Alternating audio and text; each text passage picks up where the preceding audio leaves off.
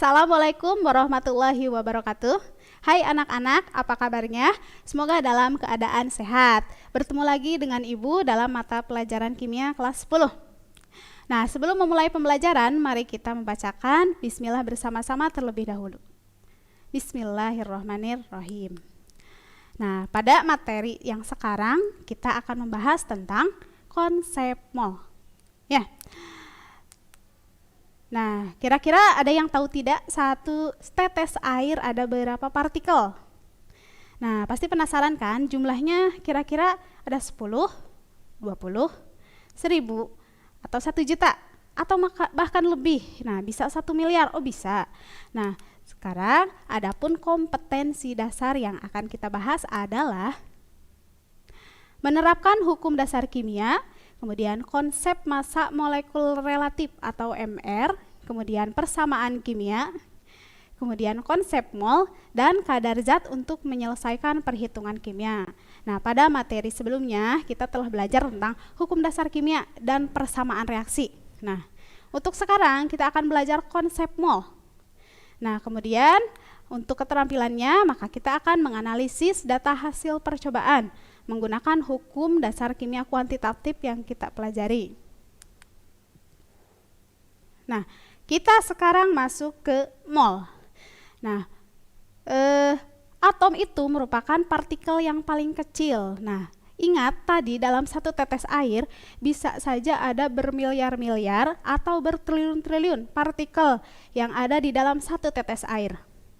Yang itu mengakibatkan bahwa angka tersebut karena semakin besar atau semakin banyak itu tidak mungkin dituliskan dalam bentuk angka saja, maka harus ada satuannya. Satuannya itu disebut dengan mol. Nah, mol itu adalah satuan pengukuran dalam sistem satuan internasional atau disebut dalam SI untuk jumlah zat. Jadi untuk jumlah zat satuannya adalah mol. Nah, sama seperti panjang. Kalau panjang satuannya adalah meter atau sentimeter. Nah, kalau dalam massa biasanya satuannya adalah gram. Nah, di sini dalam kimia, untuk satuan dari jumlah zat itu adalah mol. Nah, contohnya di sini ada piring, piringnya kira-kira berapa lusin? Nah, kalian tidak akan bisa menjawab kalau kalian tidak tahu berapa satu lusin itu ada berapa biji. Nah, kalau piring itu ada 24 biji, berarti piring itu ada 2 lusin, betul ya? Nah, sekarang kita lihat. Untuk mol tersendiri ada yang disebut dengan bilangan Avogadro. Avogadro itu terdiri dari 6,02 kali 10 pangkat 23. Bayangkan, pangkatnya 23. Nah, kalau triliun aja pangkatnya 12. Bayangkan, kalau 23 hitungannya berapa? Miliar triliun ya? Lebih dari itu, bisa lebih. Nah, untuk 1 mol, sedangkan air itu bisa 1 mol, bisa 2 mol. Nah, kalau ada 2 mol berarti kalian tinggal kalikan saja. 2 kali 10 pangkat 23. Cut.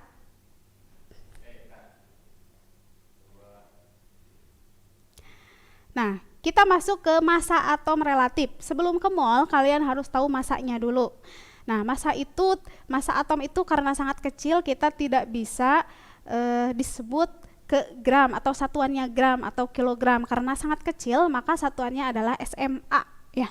SMA di sini bukan SMA Kawali, tetapi satuan massa atom. Nah, contohnya di sini ada natrium atau sodium. Nah, massa atomnya itu ada yang di atasnya ya, yang 22,98976. Nah, itu adalah massa atom dari Na atau natrium. Nah, bisa dibulatkan jadi 23. Kemudian untuk klorin, massa atomnya adalah 35,453 atau ketika dibulatkan jadi 35,5.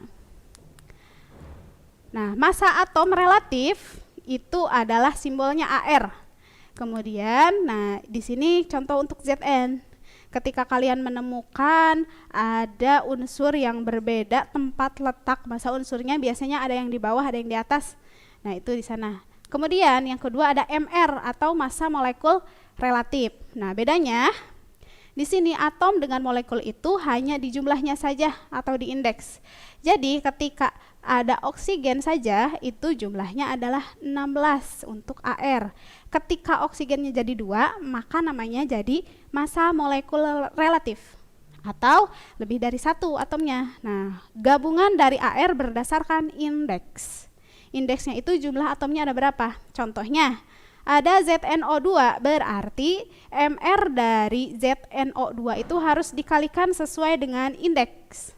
Indeks Zn itu adalah 1, kemudian indeks oksigen adalah 2. Nah, maka kita kalikan saja dengan jumlah AR-nya. Nah, MR sama dengan 1 dikali 65,37, itu adalah AR dari Zn. Ditambahkan 2 dari mana? 2 adalah dari jumlah indeks oksigen, kemudian dikalikan dengan 16, ya. Nah, 16 di sini adalah massa atom relatif dari oksigen. Bu, kita tidak tahu massa atom relatif itu berapa. Ya, biasanya kalau dalam soal massa atom relatif itu diketahui. Jadi kalian tidak usah bingung, tidak usah menghafal satu-satu. Nah, untuk mencari massa atom relatif bagaimana? Cara mencari massa atom relatif, para ilmuwan biasanya dulu menggunakan atom C sebagai standarnya. Nah, rumusnya AR unsur X yang dicari biasanya massa rata-rata unsur X per 1/12 dikali massa 1 atom C, atau 199 kali 10 pangkat 23. Nah, itu untuk mencari AR-nya. Nah, bagaimana cara mencari massa rata-rata unsur X? Kalian harus menjumlahkan antara isotop yang satu dengan isotop yang lainnya. Maka di sana ada persentase. Jadi kalau Cl itu contohnya ada 60% Cl35, satu lagi pasti 40% Cl36. Jadi itu tidak akan sama jumlah masanya. Kalian tambahkan, kalian kalikan dengan persentasenya, kemudian nanti dapat hasilnya. Nah, sebagai contoh kita lihat di sini ada soal. Nah, klorin terdiri dari 75% isotop Cl35 dan 25% isotop Cl37, ya. Jika isotop Cl35 dianggap bermassa 35 SMA, satuan massa atom, dan Cl37 massanya 37 SMA. Nah, tentukan massa rata-rata dari satu atom klorin. Massa rata-ratanya adalah kalian tinggal kalikan persentase dari klorin yang 35 dikalikan dengan persentase klorin dengan yang 37. Nah, kita lihat jawabannya.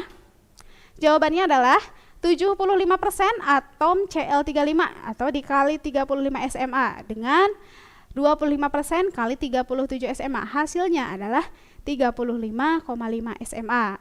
Itu hasil apa? Itu adalah hasil rata-rata dari unsur Cl atau massa atom rata-rata. Oke, setelah kita memasuki tadi ada massa atom relatif, kemudian di sana ada juga bilangan Avogadro ya. Nah, kita masuk ke jembatan mol, karena di jembatan mol ini kita akan memadupadankan semua satuannya. Nah, contohnya, jumlah mol atau disebut dengan N. Nah, jumlah mol itu kita lihat panahnya bisa ke kiri ke kanan. Artinya ketika kita mengetahui masanya, kalian bisa mencari volumenya, bisa mencari jumlah partikelnya, bisa mencari molaritasnya. Nah, jadi ketika kalian mengetahui salah satu satuan dari keempat bilangan tersebut, kalian bisa mengetahui jumlah yang lainnya. Itu melalui jembatan mol. Nah, jembatan mol di sini contohnya sebagai contoh saja. Untuk dari volume ke mol, kalian tinggal V sama dengan N dibagi per 22,4 itu dalam STP. Nah, STP di sini adalah maksudnya pada suhu dan tekanan yang tetap, atau bahasa Inggrisnya standar temperature and pressure. Ya. Jadi ketika suhunya tidak standar, kalian harus hitungnya dengan menggunakan PV/RT atau N sama dengan PV per RT. Nah, untuk V-nya tersendiri nanti kalian bisa cari dalam liter, kemudian temperaturnya dalam Kelvin, kemudian hukum Raoultnya nanti ada tetapannya 0,082 dan tekanannya biasanya dicarinya dalam satuan ATM ya. Itu untuk mencari jumlah mol dari volume. Nah, kemudian nanti ketika kalian yang diketahuinya massa, yang ditanyakannya jumlah partikel, tinggal ikuti arah panah yang ada di dalam grafik tersebut. Nah, di sana massa tinggal gram per mr menghasilkan mol, dari mol dia menghasilkan jumlah partikel. Sebagai contoh, nah di sini contohnya, tentukan massa dari 0,1 mol CONH22 kali jika diketahui ARC-nya 12, kemudian ARO-nya 16, ARN-nya 14, dan ARH-nya sama dengan 1. Nah, kita tidak bisa langsung mencari massa, ya. Nah, ketika kalian harus mencari dulu MR atau yang tadi massa molekul relatif. Nah, MR di sini kalian harus mengetahui jumlah indeks. Jumlah indeks sudah dipelajari di persamaan reaksi, ya. Nah, jumlah indeks untuk C jumlahnya adalah 1, jumlah indeks untuk oksigen jumlahnya juga 1, maka AR-nya masing-masing dikalikan 1. Nah, kemudian untuk N, karena dia ada 2, maka ARN juga dikali 2. H juga sama, H-nya karena indeksnya 2 kali 2 sama dengan 4, maka ARH-nya akan dikalikan dengan 4. Hasilnya adalah 12 ditambah 6 ditambah 28, hasilnya adalah 60 gram per mol. Itu untuk MR-nya. Nah, bagaimana mencari massanya? Nah, massa itu rumusnya adalah mol dikali AR atau MR. Nah, molnya sudah ada 0,1 mol dikalikan 60 gram per mol, maka molnya habis, di sana satuannya hasilnya akan menjadi 6 gram. Ya, itu untuk contoh yang pertama. Nah, sekarang contoh yang kedua. Di sini yang ditanyakannya adalah volume. Tentukan volume, ya. Di sini pada suhu 0 derajat Celcius dan tekanannya 1 atm. Itu artinya dalam STP atau bukan? Kira-kira dalam STP atau bukan? Ya, itu dalam STP, ya. Jadi kalau tidak dalam STP biasanya suhunya berapa derajat Celcius dan tekanannya bisa 1 atm, bisa 0,1, bisa 0,5. Nah, di sini yang ditanyakannya adalah volume larutan asam sulfat 0,5 mol. Ya, yang ditanyakan volume. Maka jawabannya kita lihat sesuai dengan gambar yang tadi, volume itu sama dengan mol dikali 22,4 liter per mol. Nah, sama dengan 0,5 mol kali 22,4, hasilnya adalah 11,2 liter. Itu untuk volume. Nah, itu sebagai contoh untuk contoh yang kedua. Dan yang terakhir,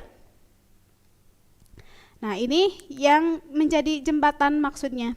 Nah, berapa atom besi atau Fe dalam 28 gram besi?